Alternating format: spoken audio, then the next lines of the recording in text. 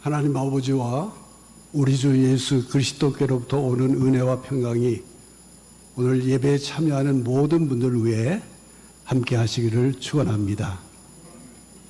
오늘은 누가복음 11장 1절부터 1절에서 13절에 있는 말씀을 중심으로 해서 기도를 가르쳐 주신 예수님이라는 제목으로 같이 은혜를 나누도록 하겠습니다. 예수님의 공생애를 살펴보면은 무슨 일을 하든지 언제나 기도가 먼저였음을 알 수 있습니다. 마가복음 1장 35절에 보면은 새벽 아직도 밝기 전에 예수께서 일어나 나가 한적한 곳으로 가서 기도하셨다고 그랬습니다. 성경을 보면 바로 그 전날에 예수님께서는 귀신들을 내쫓으시고 많은 병자들을 고치셨기 때문에 몹시 피곤해 있었을 것입니다. 그럼에도 불구하고 예수님께서는 아침에 일찍 일어나셔서 기도하러 가셨다고 그랬습니다. 하루를 기도로 시작한 것을 알 수 있습니다. 그런가 하면은 하루 일과를 마치신 후에는 어땠을까요? 마가복음 6장 46절을 보면 무리를 작별한 후에 기도하러 산으로 가셨다고 했습니다. 이때가 오병이어의 기적을 행하신 후라 심신이 몹시 피곤한 때였지만 예수님은 기도하러 산으로 가셨다고 성경은 이렇게 우리에게 말씀하고 있습니다. 거기에 더욱 중요한 것은 더 중요한 것을 앞두고서는 더 많은 기도를 하신 것을 알 수 있습니다. 누가복음 9장 18절에 보면 예수께서 따로 기도하시다가 제자를 불러서 이렇게 물어봅니다. 사람들이 나를 누구라 하더냐? 그러면서 예수님 당신 자신이 이 땅에 메시아로 오셨음을 제자들에게 알려줍니다. 마지막 십자가의 죽음을 앞두고서는 처절하게 하나님 앞에 간구하는 모습을 볼 수 있습니다. 누가복음 22장 42절에 보면 아버지여, 아버지의 뜻이었거든 이 잔을 내게서 옮기시옵소서. 그러나 내 원대로 마옵시고 아버지의 원대로 되기를 원하나이다 라고 기도하고 있습니다. 그리고 마침내 십자가에서 아버지 내 영혼을 아버지 손에 맡기나이다 이렇게 하면서 그 마지막을 기도로 마치는 것을 볼 수 있습니다. 예수님의 생애를 보면 기도로 시작을 해서 기도로 마친 것을 알 수 있습니다. 우리가 여기서 예수님의 이 기도의 삶을 배울 수 있기를 바랍니다. 결코 예수님은 기도보다 앞서지 않았으셨습니다. 기도가 우선이었음을 알 수 있습니다. 우리가 신앙생활을 하는 데 있어서도 기도보다 앞서는 것이 있어서는 안 될 것입니다. 어떤 일을 하기 전에 먼저 기도로 시작해야 합니다. 모든 계획을 세우기 전에 기도로 시작할 수 있기를 바랍니다. 오늘 본문 말씀 누가복음 11장 1절을 보면은 예수께서 한 곳에서 기도하셨다라고 이렇게 쓰여 있습니다. 기도로서 모든 것을 먼저 시작한 것을 알 수 있죠. 그리고 기도를 마치고 나니까 제자 중에 하나가 예수님께 이런 요청을 합니다. 요한이, 여기서 요한은 세례 요한을 말하죠. 요한이 제자들에게 기도를 가르쳐 줬다고 하는데 주님께서도 우리에게 기도를 가르쳐 주십시오 라고 요청을 합니다.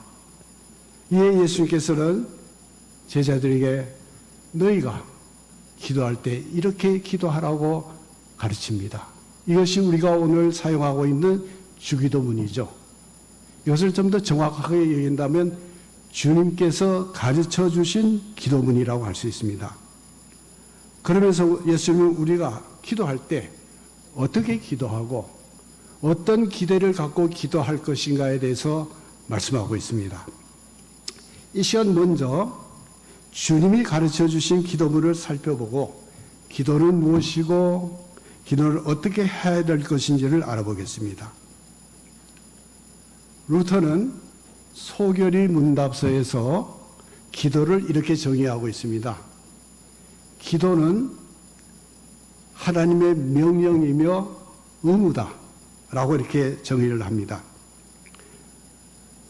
기도가 어떤 이유가 있어서 해야 되는 것이 아니라 하나님의 명령이기 때문에 기도해야 하는 것이라고 말하고 있습니다. 해도 좋고 안 해도 좋은 것이 아니라 반드시 해야 하는 것이라고 말씀하시면서 이것은 하나님의 계명이다 라고 이렇게 말하고 있습니다. 기도는 호흡과 같습니다. 호흡이 중단된 사람은 더 살 수 없는 것처럼 기도가 중단된 사람은 영적으로 죽어가고 있다는 증거입니다. 우리들의 신앙생활 가운데 기도가 사라졌습니까? 빨간불이 켜진 겁니다. 이 빨간불을 파란불로 바꾸려면 먼저 주기도문의 단추를 누르시길 바랍니다. 주기도문을 들여다보면 우리의 기도가 회복되는 것을 알 수 있습니다. 오늘 주님께서 가르쳐주신 이 주기도문 중에 정말 가장 귀중한 것은 그 첫 시작에 하나님을 아버지라고 부르라고 주님께서 가르쳐 주신 겁니다.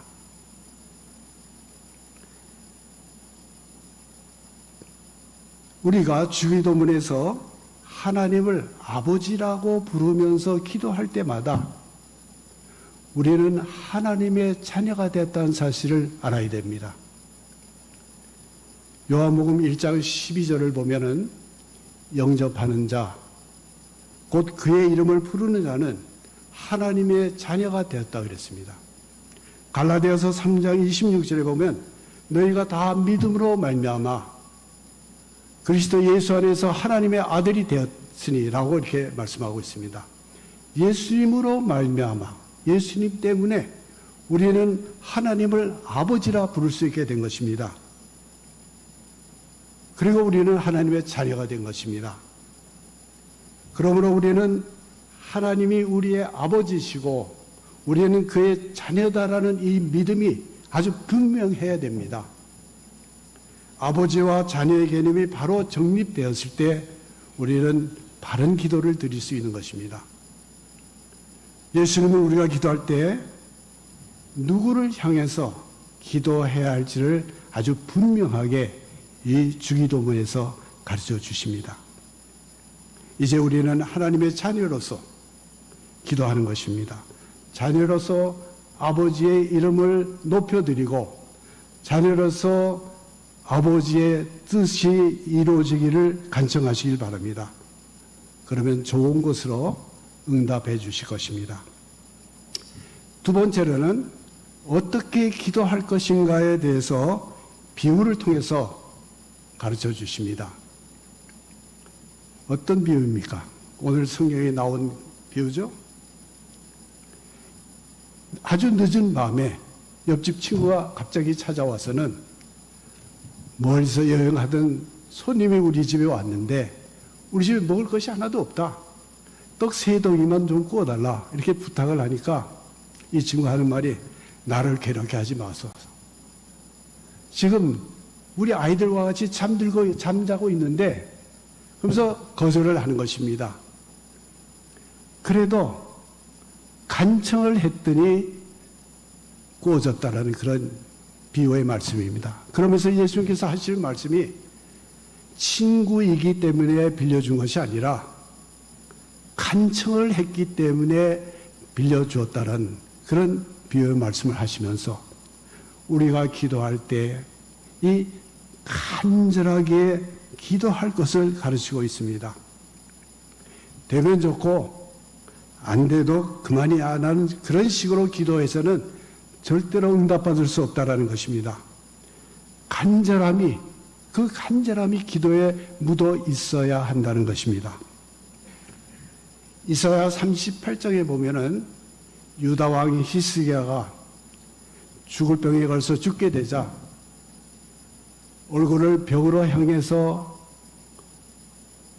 통곡하면서 기도했더니 하나님께서 내가 내 기도를 들었다. 내 눈물을 보았다. 그러면서 그 생명을 15년이나 더 연장시켜 줍니다. 간절한 기도에 대한 응답이었습니다. 1989년도에 독일에 있는 베를린 장벽이 무너지고 독일이 통일이 됩니다. 그런데 독일이 통일되기 전 동독의 라이프치히라는 도시에 성 니콜라이 교회가 있습니다. 근데 그 교회에서 통일이 되기 전 1982년 9월부터, 그러니까 통일되기 7년 전부터 매주일 월요일 5시에 칼을 쳐서 쟁기로라는 기치를 내걸고 기도 모임을 가지고 있었다는 것이었습니다. 그들의 이런 간절한 기도 모임이 있었기에 오늘의 독일이 통일되었다는 것입니다. 저는 그렇게 믿습니다. 이것에 대해서 반론이 또 있을지 몰라도 제가 독일이 통일되기 1년 전에 1988년도에 독일에 갔다가 특별한 그 혜택을 받아서 라이프치히에 가서 그 성 니콜라이 교회 이 월요 집회에 가서 봤습니다. 많은 비밀 경찰들이 둘러싸서 교회를 들어가지 못하게 막아서 바깥에서 보다 돌아왔습니다.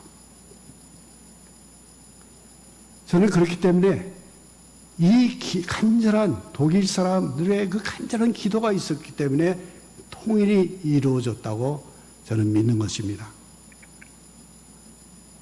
세 번째로는 예수께서 기도하면 응답이 있을 것임을 가르쳐 주셨습니다.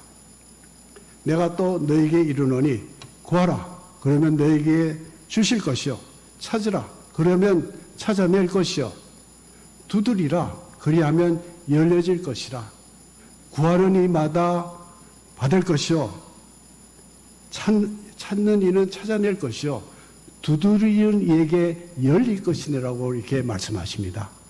이 말씀은 무슨 말씀입니까? 우리가 기도할 때 확실하게 응답해 주신다는 약속의 말씀입니다. 구하면 주신다고 했는데 왜 기도하지 않습니까? 현대재벌의 창업자인 정주영 회장의 유명한 말이 있습니다. 이봐, 해봤어? 아주 유명한 말이죠. 해보지도 않고 안 된다고 얘기하지 말라는 겁니다. 해봐. 이봐, 기도해봤어? 우리가 가정을 위해서, 나라를 위해서, 교회를 위해서, 남편을 위해서, 아내를 위해서, 자녀를 위해서 기도해 보셨습니까? 성 어거스틴의 어머니 모니카가 타락한 아들을 위해서 간절하게 기도했는데 아무 변화가 없었습니다. 그래서 너무나 답답해서 암브로시우스 감독을 찾아가서 하소연을 했습니다. 그랬더니 그 암브로시우스가 아주 유명한 말을 하죠. 눈물로 기도하는 어머니가 있는 자식은 망하지 않는다. 이 말을 듣고 모니카는 돌아와서 정말 간절하게 기도했습니다. 결과 어거스틴이 회심해서 성자의 반열에 올라서게 되는 것입니다. 한국 지성의 대부라고 할 수 있는 이어령 교수가 어느 날 갑자기 회심해서 크리스찬이 되었음을 공표하자 우리 한국 사회는 큰 충격을 받았습니다. 그를 따르던 많은 후학들이 실망하였고 원망까지 했습니다. 당신이 그러면 우리는 어떻게 하겠습니까? 어떻게 하라고 그렇게 했습니까? 그랬다고 합니다. 그러나 그의 회심은 오래전부터 그의 딸 이민아 목사의 기도의 열매였음이 알려져서 우리를 놀라게 했습니다. 구하라 주실 것이요 라는 말씀대로 기도가 응답된 것입니다. 우리가 기도할 때 하나님은 응답해 주시는 하나님인 것을 믿으시길 바랍니다. 네 번째로, 기도하면은 성령을 주신다는 약속의 말씀을 하십니다. 오늘 11절에서 13절 말씀입니다. 누가 아들이 생선을 달라고 하는데 생선 대신에 뱀을 주며 알을 달라고 하는데 전갈을 주겠느냐? 너희가 악할지라도 좋은 것을 자식에게 줄 줄 알거든 하물며 너희 하늘 아버지께서 구하는 자에게 성령을 주시지 않겠느냐? 이렇게 말씀하십니다.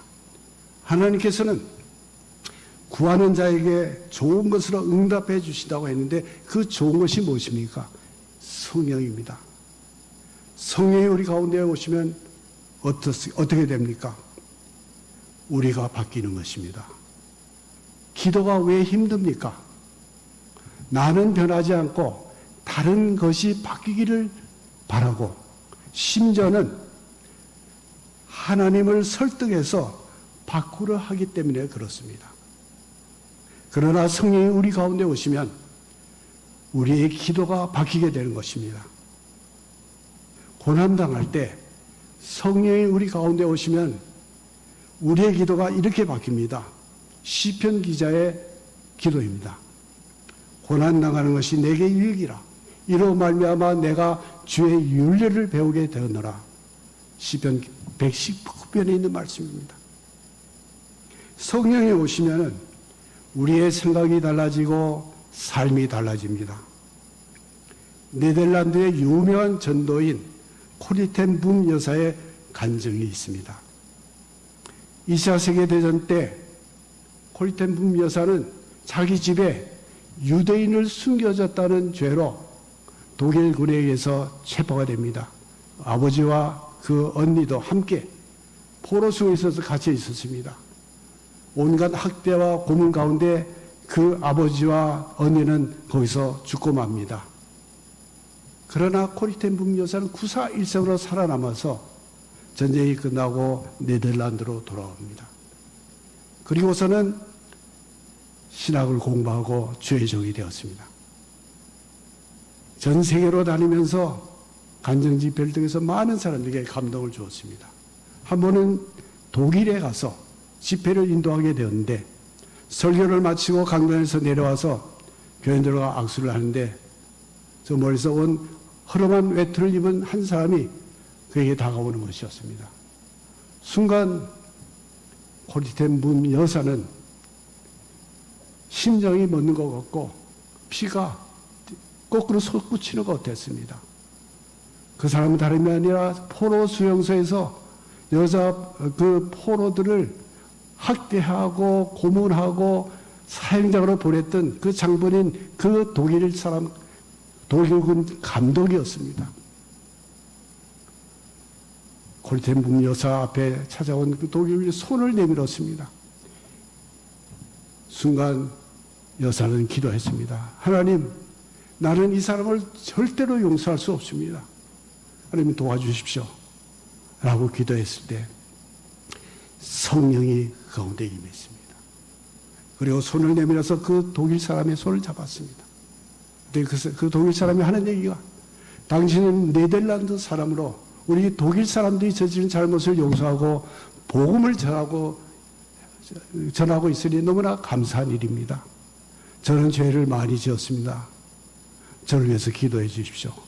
라고 얘기하는 것이었습니다.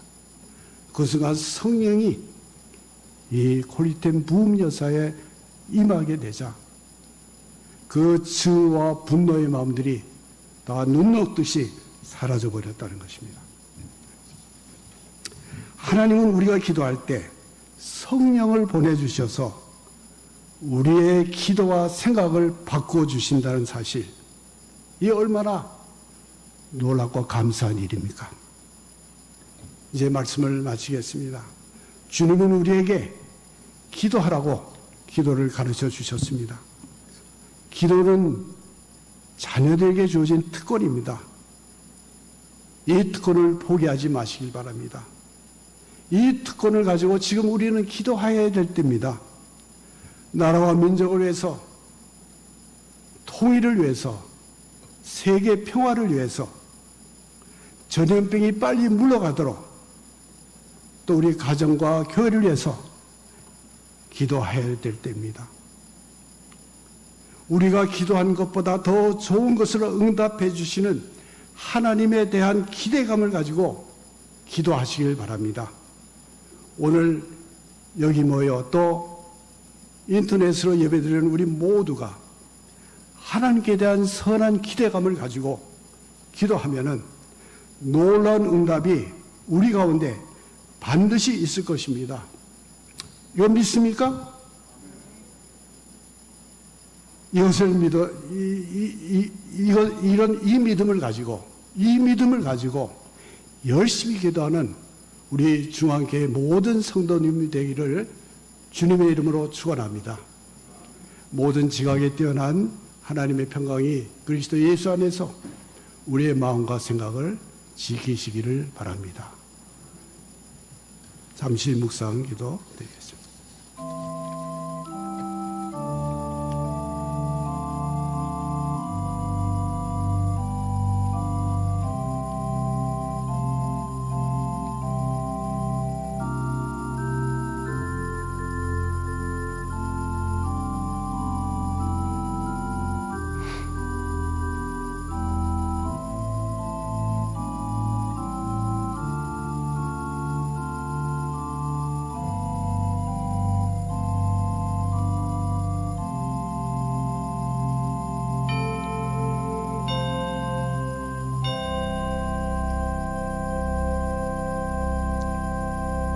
하나님 아버지, 하나님이 우리의 아버지 되심을 감사합니다. 자녀된 우리들이 간구하는 것을 늘 좋은 것으로 응답해 주시는 하나님께 감사를 드리며 예수님의 이름으로 기도하옵나이다. 아멘.